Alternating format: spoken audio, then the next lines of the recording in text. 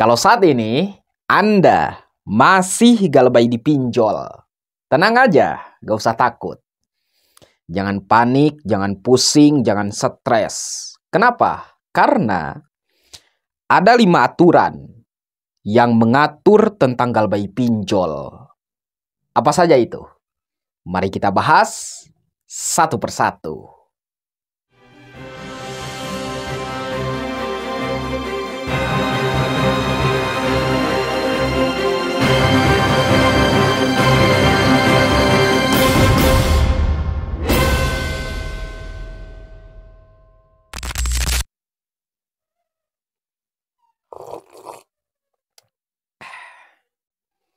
Halo, selamat siang semuanya.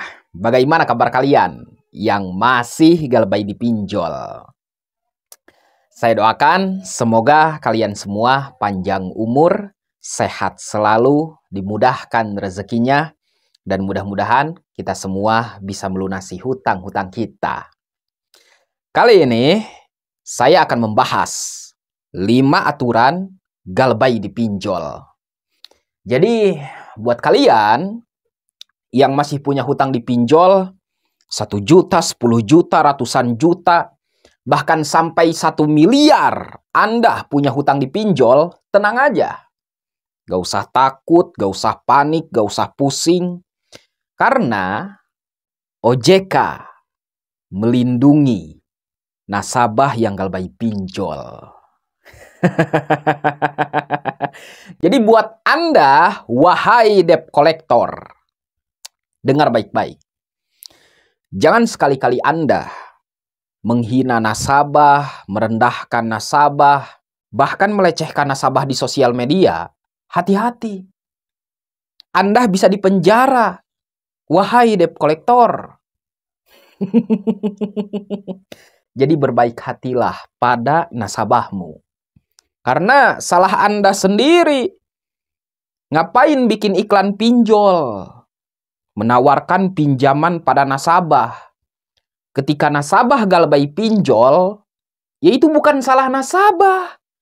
Salah Anda yang membuat iklan. Oke, tanpa basa-basi, mari kita bahas satu persatu. Hukum galbay pinjol menurut OJK ada 5. Yang pertama, debitur yang tidak membayar utang pinjol tidak bisa dipenjara.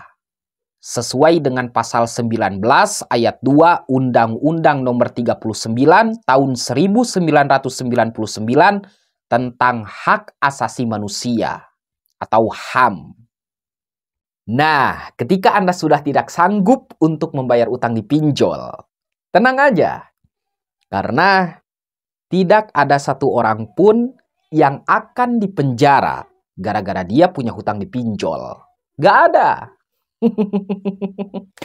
Jadi tenang aja, nggak usah panik lah. Mau DC pinjol, ngancem kita masuk penjara kek, masuk hukum perdata kek, nggak usah panik, tenang aja. Ya, siapkan kopi, lalu Anda minum. Galbay pinjol itu tidak semenakutkan yang Anda bayangkan. Jadi, tenang aja. Lanjut. Yang kedua, masalah pinjam-meminjam, termasuk lingkup hukum perdata, sehingga tidak bisa dibawa ke ranah pidana. Nah, jadi soal pinjam-meminjam, itu masuknya hukum perdata, bukan pidana. Is okay? Paham kan? Jadi kalau kita masuk hukum perdata, itu tidak ada satupun orang yang akan dipenjara. Gitu dong. Kalau kita galbay pinjol, kita harus tahu tentang hukum. Supaya debt collector itu takut.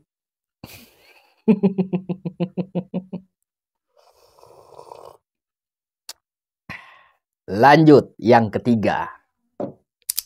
Pinjol wajib melakukan penagihan kepada debitur yang wan prestasi dengan memberikan surat peringatan sesuai jangka waktu dalam perjanjian.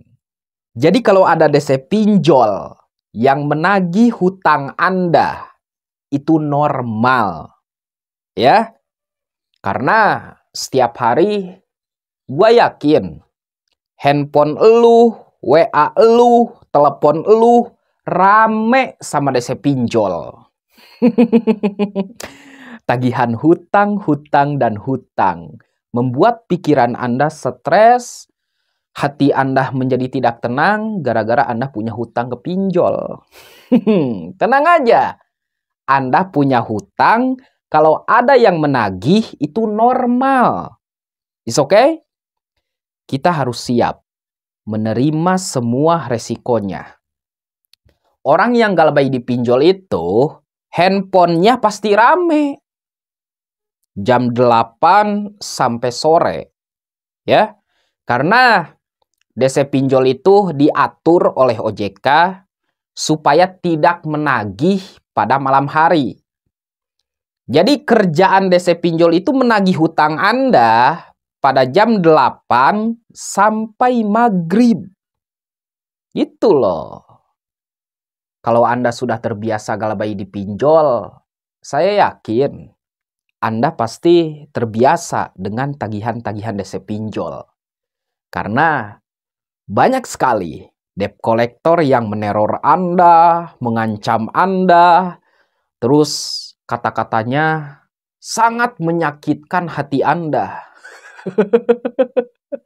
Tapi tenang aja ya, tenang aja. Intinya galbay pinjol kita harus kuat mental. Oke? Lanjut yang keempat. Pinjol tidak diperbolehkan melakukan penagihan secara langsung kepada debitur setelah 90 hari keterlambatan. Sesuai dengan peraturan terbaru OJK nomor 10 tahun 2022. Nah, di dalam penagihan juga itu sudah diatur oleh OJK. Jadi kalau Anda galbay pinjol selama 90 hari, maka debt collector dilarang untuk menagih hutang Anda. Bayangin loh, kurang baik apa OJK sama kita. Kalau semisalkan nih, ada debt collector menagih hutang Anda, padahal Anda sudah galbay 90 hari, maka mereka sudah melanggar aturan dari OJK. Gitu aja kok ribet. Makanya kalau kita galbay dipinjol, kita harus tahu tentang hukum. Banyak kok di Google, kalian tinggal cari aja. Undang-undang tentang utang pinjol itu seperti apa? Seret ada.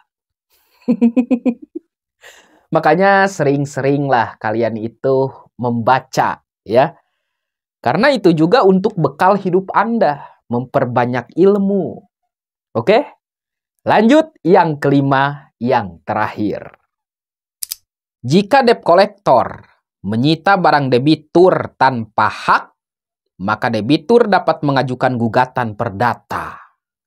Nah, jadi kalau ada DC pinjol atau debt collector yang mau menyita barang berharga Anda di rumah, maka Anda bisa melaporkan.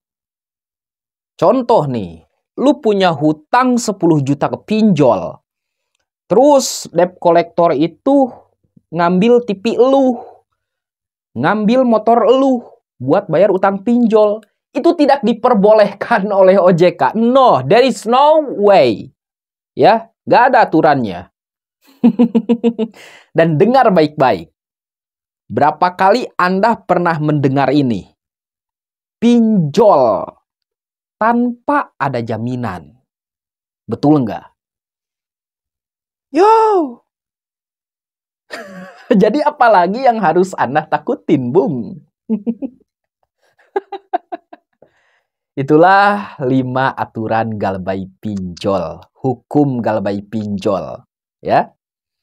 Di sini sebenarnya saya memberikan kuliah gratis untuk Anda. Hukum-hukum seperti ini hanya ada di perkuliahan, ya, di sekolah nggak ada. Nah, yang terakhir, kalau hukum menurut agama ya memang haram. Oke, kita galbay pinjol itu hukumnya haram. Mungkin kita semua bisa menerimanya, ya. Karena Islam juga mengatur. Tapi tenang aja, di dalam surat Al-Baqarah, lupa lagi saya ayatnya.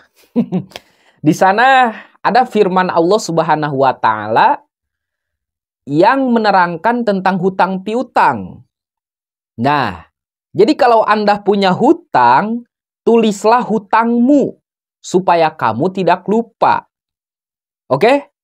Jadi kalau suatu saat nanti ketika Anda punya uang, udah menjadi orang sukses, udah menjadi orang kaya, maka Anda wajib membayar hutang Anda. Gitu toh. Allah juga sayang sama kita. Allah juga tidak mempersulit hidup kita. Hanya saja kita, pikiran kita yang mempersulit hidup kita.